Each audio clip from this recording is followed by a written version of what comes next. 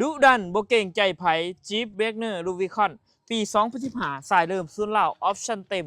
มีคันเดียวในปากเซ่เนาะเดี๋ยวพาทุกท่านเบิ้งคลิปแบบเดียวๆไปกันเลยไปตัวนี้จะเป็นสายเริ่มศูนย์เหล่าเด้อทุกท่านเด้อหายากเนาะเป็นอีกรุ่นหนึ่งที่หลายคนตามหาเนาะสายที่มักดุยๆเนาะถือว่าโคตรเท่เลยค่ะนี่สวยๆตาเนาะตัวนี้จะหายมาเป็นสีประตูเป็นจิ๊บได้ทุกท่านเด้อเบกเนอร์ดูวิคอนเนาะปี2015สายเริ่มศูนย์เหล่าคันนี้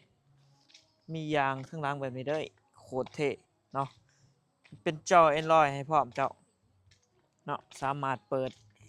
รังของรังค่ายังได้ตัวนี้เวลาใครประตูก็จะเท่แบบนี้ด้วย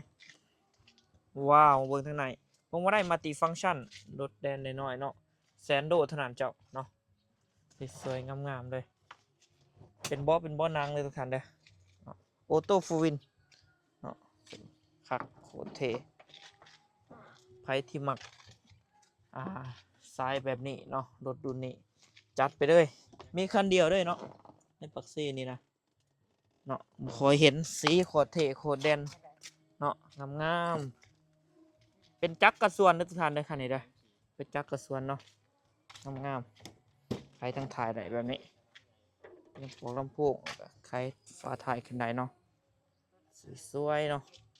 รังของรังขานี่สามารถเอาออกได้เนาะสามารถใส่เป็นแบบโซ่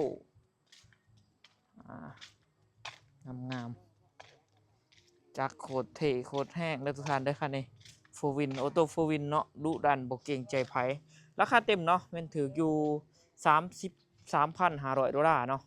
เราเบิ่งรถตัวจริงก็สามารถโอร่มกันได้ต่อรองกันได้รถอยู่ปากเซ่เด้อทุกท่านเด้อสดผ่อนเทิร์นได้เป็นเดือนเป็นปีเลยสบายเซ็นเก่าเซ็นเคยเนาะไพ่มักกระทักมาได้9733 ตัว 679ขับใจเองโจนัสจันทสอนขอขอบใจทุกท่านได้